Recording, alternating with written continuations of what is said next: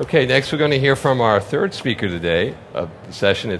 He is Kurt Hoppe. Kurt is Director of Smart TV Innovation and New Business for LG Electronics, which is making a big splash at the show with some new IP set-top boxes and smart TV, and is trying to play friendly with cable.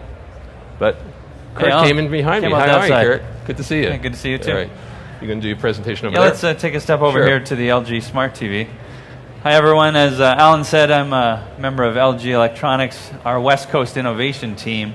So we're focused on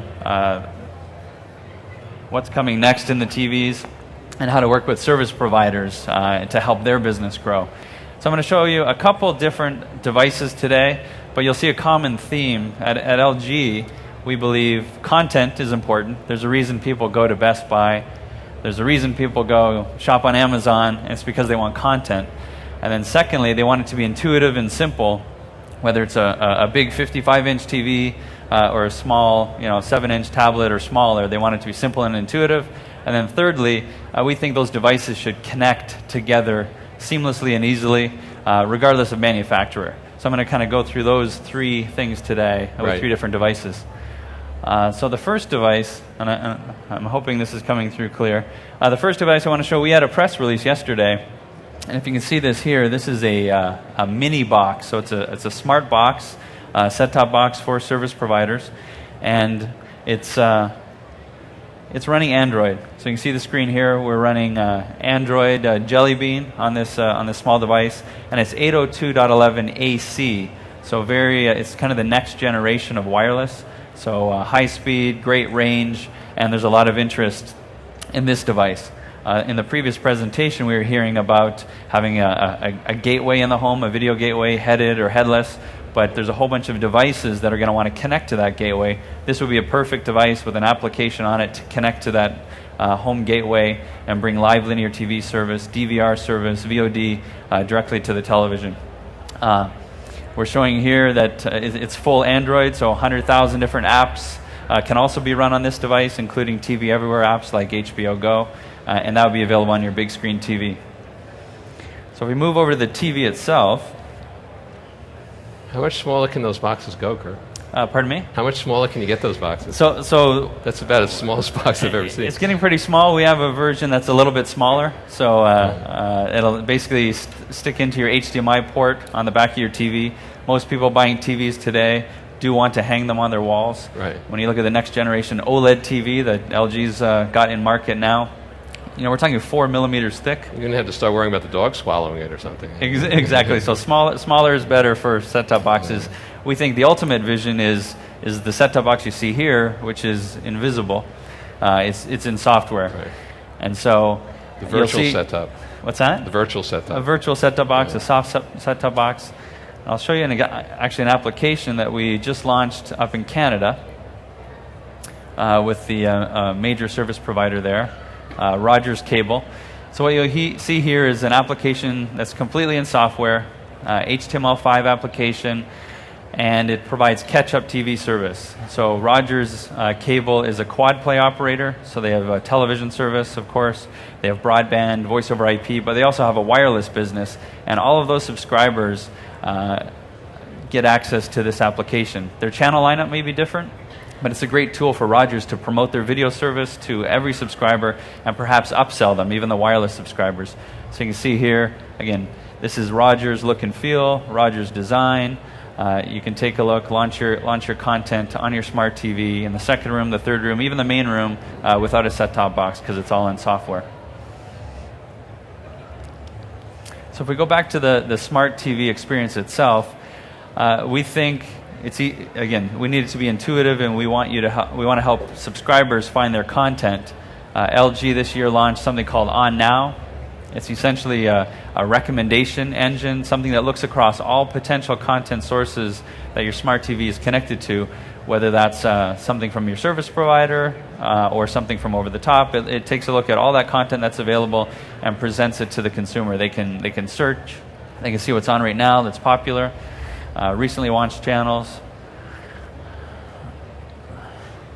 And there's even a magic remote, which is very intuitive. We talked about being simple. So I always ask my team, can my mother use this? You know, do we have to go through a training course with a Skype conference, or can she figure it out of the box? And so there's simple things one can do, including, this may be a little bit beyond simple, but you could make a gesture for a channel like that, and you'll tune just by drawing the number on the screen.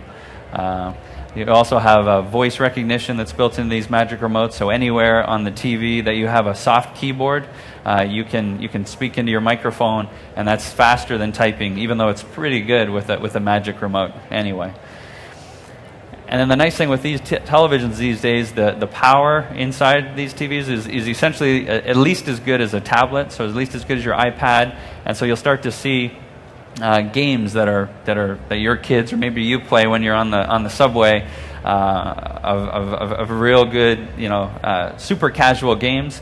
And I think service providers, in one of my past lives, we noticed with our set-top boxes that were in the field, 50% of subscribers were playing some kind of casual game every month. And those casual games were nothing like the casual games that a smart TV like LG can offer today.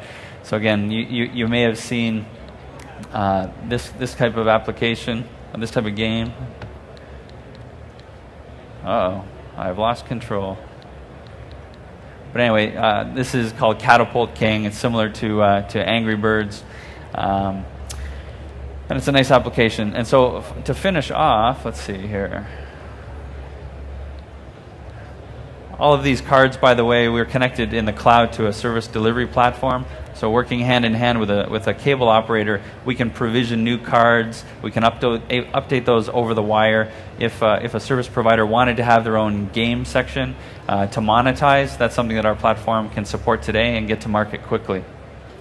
The last feature I wanted to show, if we go over to our input list here, we'll go to our smartphone. So this is just a regular smartphone, Android phone that you walked into the house with. There's something called Miracast, which you may or may not be familiar with. It's a way to wirelessly, it's like AirPlay for Apple, but for the rest of the world, the Android world. So if you bring your Android phone into the home, you can connect to our smart TV seamlessly, push your video to the big screen. If you want an extra feature, which is that magic remote control, just plug in your MHL cable, which is plugged into an HDMI port. Again, very simple. That cable can stay there connected, and then you have full access to your applications on your smartphone. Again, that could be a TV Everywhere application. If you have a live TV app from your service provider, you can play live TV on the second screen in your house with this cable. If you want to play games like Angry Birds, you've got the full Angry Bird experience with a magic remote on a 55-inch TV.